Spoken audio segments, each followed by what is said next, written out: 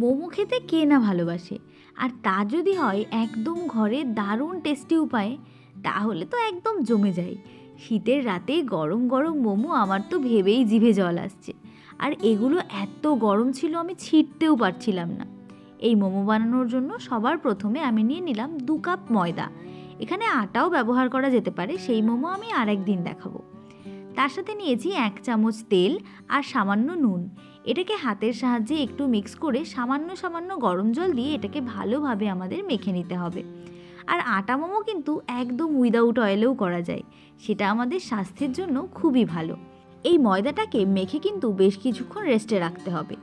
আর কোনো আটা বা ময়দার জিনিস কতটা ভালো হবে তা কিন্তু নির্ভর করে এই রেস্টিং টাইম আর কেমন মাখা হচ্ছে তার ওপর। এটাকে রেস্টে রেখে এদিকে আমি ভেতরে স্টাফিং বানানোর জন্য চিকেনটাকে একটুখানি মিক্সিতে কিমা মতো করে নিয়েছি। তারপর দিয়ে দিয়েছি পেঁয়াজ কুচি, গাজর, রসুন কুচি, ধনেপাতা, স্প্রিং অনিয়ন, স্বাদ মতো নুন, গোলমরিচ গুঁড়ো। এরপর একে একে এর মধ্যে যাবে 2 চামচ মতো সয়া সস। সয়া সস দেবার পর আমাদের এর মধ্যে অ্যাড করতে হবে 1 চামচ ঘি। না, এতে ভয় পাওয়ার বা অবাক হওয়ার কিছু নেই। ঘি দিলে স্বাদ সত্যিই অসাধারণ আসে। আর এই স্টেজে কিন্তু আমি একটা জিনিস অ্যাড করতে একটু ভুলে গেছিলাম, সেটাও আমি একটু পরে এর মধ্যে অ্যাড করে দেব। ভালোভাবে মিক্স করার সময় খেয়াল রাখতে হবে জিনিসপত্র যাতে পড়ে না যায়। আর এই যেটা ভুলে গেছিলাম সেটা হলো ভিনিগার।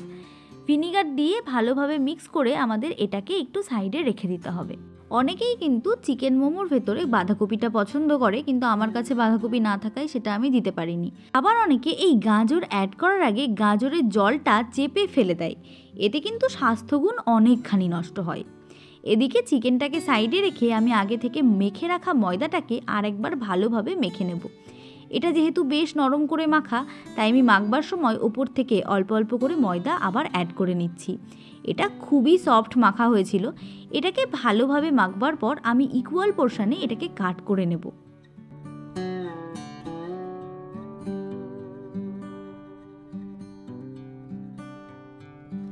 অনেকে কিন্তু আবার মোমো ছোট ছোট লেচি কেটেও করে থাকে, তবে আমার ক্ষেত্রে এই বড় লেচি কেটে তার থেকে কোনো একটা বাটি বা গ্লাসের মুখ দিয়ে ছোট ছোট কেটে করাটাকেই সহজ মনে হয়, তাই জন্য আমি এভাবে করছি। আপনারা চাইলে ছোট লেচির আকারেও করতে পারেন। এদিকে আমি যে বড় লেচিটা নিয়েছিলাম এটা কতটা সফট দেখেই আশা করি বোঝা যাচ্ছে। সেটাকে ভালোভাবে বেলে নিতে হবে। আমরা যতটা পাতলা পারবো এটাকে ততটা পাতলা আকারেই বেলার চেষ্টা করব। এটা এদিকে ভালো মতন বেলা হয়ে গেছে। এইদিকে আমি একটা বাটির সাহায্যে এটাকে একটুখানি কেটে নিয়েছি আর ভেতরে দিয়ে দিচ্ছি চিকেনের স্টাফিং। আমি এখানে বেশ কয়েকটি মোমোর ফোল্ড দেখাবো, যেগুলির প্রত্যেকটি খুব সোজা। প্রথম ফোল্ডটার জন্য আমাদেরকে যেভাবে আমরা শাড়ির কুচি দিই ওইরকমভাবে ছোট ছোট ভাঁজ করে একটার পর একটাকে এনে হালকা হাতে একটু চেপে দিতে হবে। তারপর সমস্ত কুচিগুলো দেওয়া হয়ে গেলে উপরে এনে ভালোভাবে মুখটা সিল করে দেব, তাহলেই রেডি। এই ফোল্ডটা কিন্তু আমার সবচেয়ে সহজ লাগে। এইভাবে আমি পরবর্তী মোমোগুলোও বানিয়ে নেব। এইটা আমি আগের প্রসেসেই করছি। আগেরটা দেখতে অসুবিধা হলে এইখানে আরেকবার চেক করে নাও যে ঠিক কিভাবে কুচিগুলো দেওয়া হচ্ছে। আর হ্যাঁ, মোমোর সাথে তোমাদের কোনটা পছন্দ, ঝাল ঝাল চাটনি নাকি স্যুপ? আজ কিন্তু আমি সময়ের অভাবে কোনোটাই বানাতে পারিনি, তাই চাটনি এবং স্যুপের রেসিপি দুটোই পরে আরেক দিন ডিটেলসে শেয়ার করব। এদিকে আর একটা মোমোর ফোল্ডের জন্য আমি ওরকম ছোট লেচি কেটে তার মধ্যে চিকেনের স্টাফিং দিয়ে দিয়েছি। আর মোমোর একটা অংশে আগে ঠিক যেভাবে কুচি দিয়েছিলাম ওরকম একটু কুচি দেব আর আরেক আঙুলের সাহায্যে চেপে দেব। ভালো মতন ওই পাশটাকে হাতের সাহায্যে সিল করে ওটাকে আমি ওপরে তুলে আর একটা অংশ ঠিক এইভাবে চেপে চেপে ওইটার সাথে লাগিয়ে দেবো। এই মোমোগুলো কিন্তু দেখতে অনেকটা ছোট পুলি পিঠের মতন লাগে। তারপর আর কি, মোমোর কান দুটো মুড়ে একটু বেঁকিয়ে দিলেই আমাদের নতুন আর একটা মোমোর ফোল্ড একেবারে রেডি। নেক্সট মোমো ফোল্ডের জন্য আমি বাটি দিয়ে গোল অংশটা কেটে এর মধ্যে চিকেনের স্টাফিং ভরেই রেখেছিলাম। আর যারা ভাবো মোমোর ওসব কুচি টুচি দেওয়া আমাদের কম্য নয়, তাদের জন্যও কিন্তু এই ফোল্ডটা একেবারে সহজ। বাস কিচ্ছু না, দুদিকটা ধরে ওপরে এনে জয়েন করে দাও। এভাবেও এটাকে রেখে দিতে পারো, কিন্তু আমি আরেকটু ডিজাইন করার জন্য দু সাইডটাকে মানে মোমোর দুই কানটাকে নিয়ে পেছনে জুড়ে দিয়েছি। দেখো কি সুন্দরই না লাগছে এটা। এটা খুব ইজি আর দেখতেও বেশ কিউট লাগে।